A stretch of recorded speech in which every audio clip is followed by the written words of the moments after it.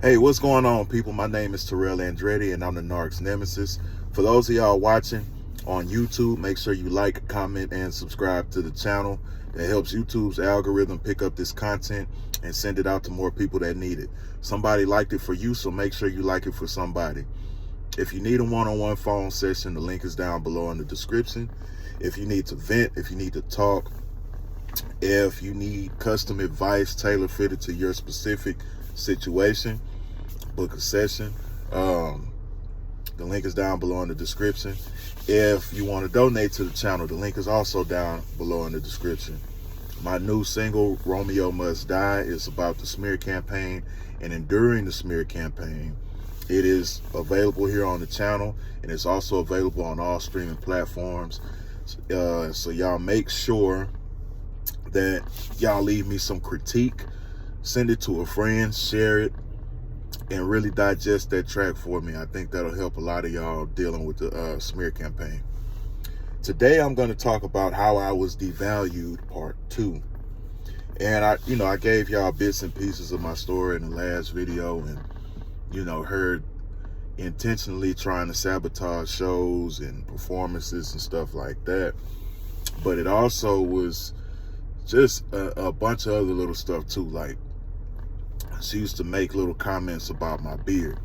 And for those of y'all that have seen earlier videos, y'all know my beard used to be longer than this, but I cut it down because it grows thin the longer it gets. So I kind of cut it down to keep the volume until it grows in. So I really just started growing a full beard, being able to grow a full beard. But anyway, she used to make little comments about, oh, I think you should cut your beard because it thins down, in the middle or whatever. And that's not the reason why I cut it, because she mentioned something. But at that time, because I didn't actually cut it until probably like a year later, I cut it down. But just trying to make me feel, self-conscious about how I look. She used to make little comments about my physique. For those of y'all that have seen me on Instagram and all that stuff, y'all know I'm a pretty, in shape guy. I had a neck injury last year, and I'm recovering from an injury. So that's why I'm probably not as in the best shape as I was back then when I was with her, but it's pretty solid back then as well. She made little comments about, oh, well, if you could just, you should work on your stomach, and everything else is good, but it's just that stomach of yours that just drives me nuts. I'm like, lady, I got a whole six-pack. What are you talking about? And it'll just puzzle me. And I was like, damn, maybe I do need to get in the gym and tighten up on my sit-ups or whatever the case is, or, tighten up on my diet, or, eat less or whatever the case is. And I'm looking at her like, motherfucker, you don't go to the gym at all. So you can't tell me nothing about my body. And for those of y'all know too that I'm a personal trainer. I'm a certified personal trainer. And at a point in time when I was with her, I had a group of girls that I trained. Some of them were fitness models, some of them were dancers, some of them were video girls and shit like that. And it was like 10 or 12 of them I used to train. And I used to always tell her, hey, to make you feel comfortable when I'm training, come train with us. Come work out with me or whatever the case is. And she used to always make comments about, did any of the girls try to hit on you or try to, talk to you or whatever? And I told her, yeah, they some of them do, but, I told them that I'm with somebody, and, that ceased. And, that kind of made her feel a kind of way. And she used to make little comments about, I don't see why girls of that status will be coming to get trained by you. And, I'm just not comfortable with you training those girls or whatever the case is. And I'm like, cool, that's understandable. But to make you feel comfortable, you're off at the time that I train. So why don't you come train so you can introduce yourself and you get accustomed and, join the group, be a part of the group. She didn't want to do that. And even before I trained the group of girls, I was doing my own thing by myself, and I used to always tell her, come work out with me, come get in the gym with me. We can work out, we can get in shape together. And she never wanted to come, but there was some fucking guy that she used to, I guess, went to school with or some shit. And she'll go work out with him, but you won't go work out with your dude that's a certified personal trainer. And at the time, I was just like, whatever, do what you want to do. But, at that time, that would question, well, damn, am I really as good as I say I am, or whatever the case is? Or am I really, a good trainer? Do I need to train harder? And these are not thoughts that I have now. These are thoughts that I had back then, because I'm well aware of who I am now. And, now I tell people, if you don't feel like I'm this and you don't feel like I'm that, go find whatever you think I'm lacking. And I'm pretty sure the things that I'm lacking don't compare to what you're lacking as far as what I want and what I need. So, I have a mindset now, if you think you can do better, go find better. And I knew this at that time, but just the mind fuck that they put you through, you forget. So you have to relearn who you are. You have to relearn what you stand for. Like I told y'all about the music, about the intentional sabotaging shows and performances, and, making me question what kind of artist I was, if I was really as good as I, thought I was at one point in time. Because, you want your partner's support and things of that nature, and I wasn't getting that. But I was expected to be, on her beck and call and be supportive and things of that nature, and I wasn't getting that from her. And, it kind of made me not present in who I was, not present in what I was doing. And I had a lot of great things going on at the time, but due to my lack of independent thinking at the time, I didn't look at any of that stuff as, oh man, I'm so great, or, I really got a lot going on, she'll be a fool to lose me. I didn't look at it like that, because I wasn't seeing myself through a clear lens, because everything that I did was minimized. And towards the end, I had to start remembering, man, I am handsome. At least I think so anyway. I am handsome. I work out. I make good money. I'm a great dude. I have great conversation. I'm intellectual. I'm musically inclined. Like, there were so many things that I know I have going for myself. And I forgot them dealing with her, because they were always there. It was just her job to make me feel like I wasn't good enough, because she wasn't good enough for herself. And then, like I say, a lot of them know that you can do way better than them. So they have to convince you that your value isn't as great as it is, because if you realize your value, you won't want anything to do with them. And there was always some guy friend, and like I say, you can debate me if you want to. I don't give a fuck. That whole guy friends, I don't tolerate that shit in relationships moving forward. If it's your thing, you call me insecure, I don't give a damn what you want to call it. If it's outside of business, and even that shit is a thin line that people tend to cross, it's just inappropriate. You can agree or disagree. I really don't give a shit. But there was always some guy, this guy knows this. And it's crazy, because every guy that she had a specific purpose for, I was able to fulfill that. Like, you know what I mean? Like, you got a guy for the gym. I'm a fucking personal trainer. I remember at one time she was, she owns a business and stuff, and she needed a photographer or whatever the case is. I'm a fucking musician. I have photographers. So instead of, and I'm not saying you have to use my fucking photographer, But the fact that you didn't even, okay, well, cool, let me see his pictures. You wanted to pick your own photographer for supply. And I got a crazy story about that. She actually, went out and found whatever photographer. And this shit is crazy to me. And we weren't even officially together at this time. But I guess she linked up with this photographer and, took pictures, did whatever. So I come over there, I want to say a day or two later, and his bag is still over there, like photography bag and all that shit. And I'm looking, I didn't say anything at the time, but just in retrospect, looking back, this shit's crazy. I didn't say anything because we weren't like together, officially together. And I'm just looking like, why is this nigga's bag? I'm sorry. I'm sorry.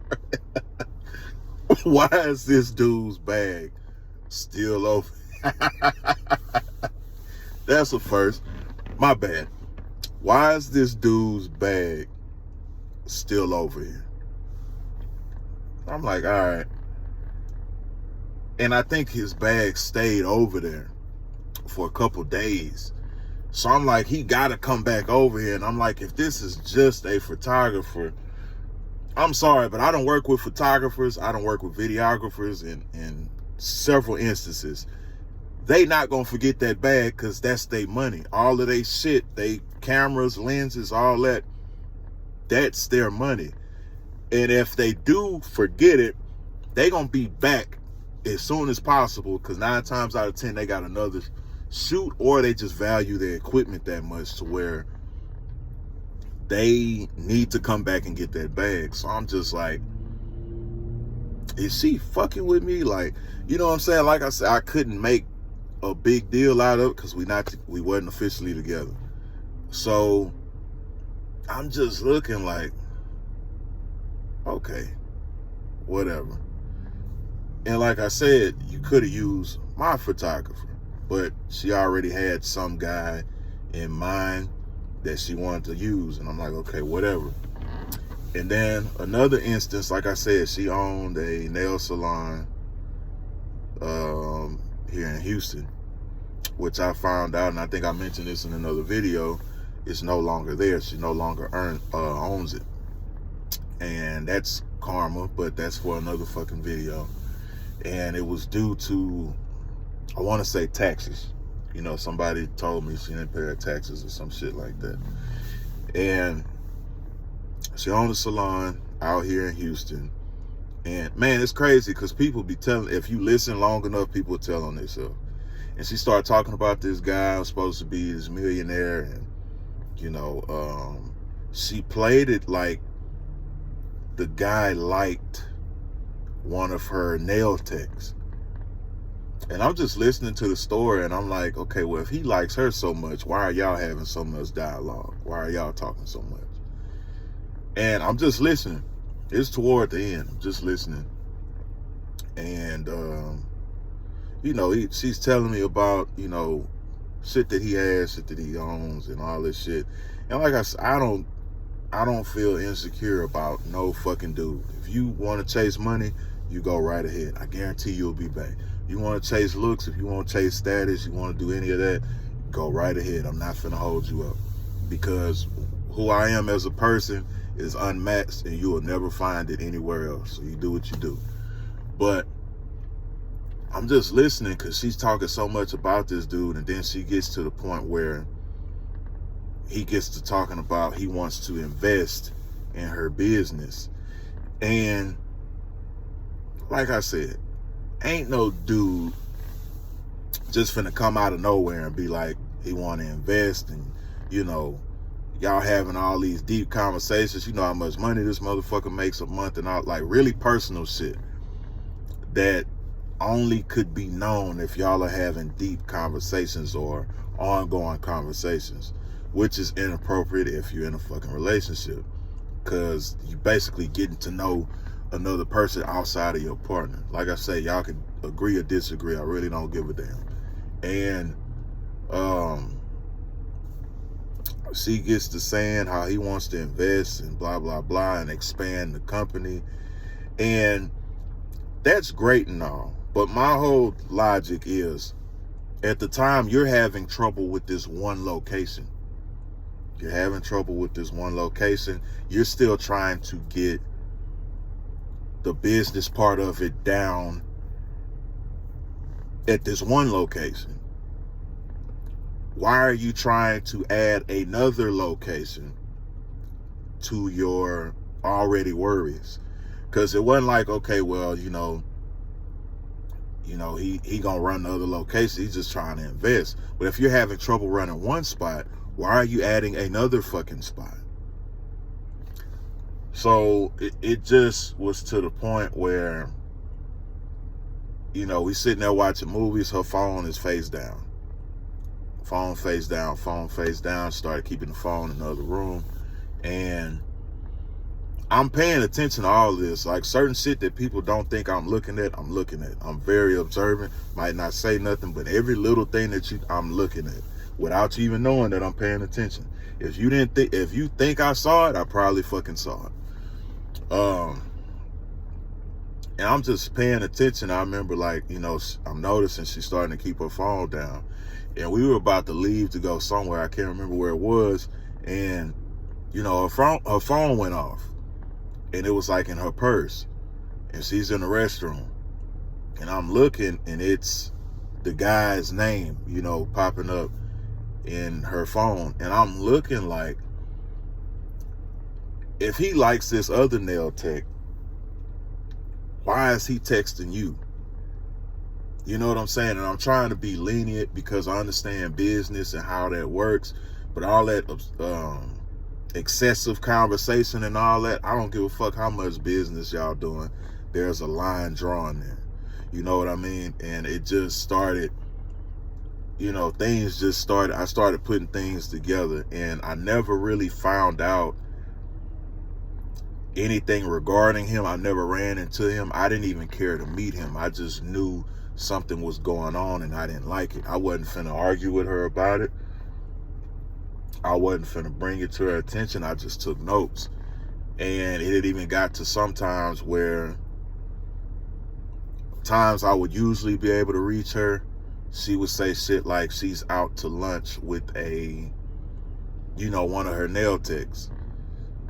And I'm like, all right, you out to lunch with one of your nail techs.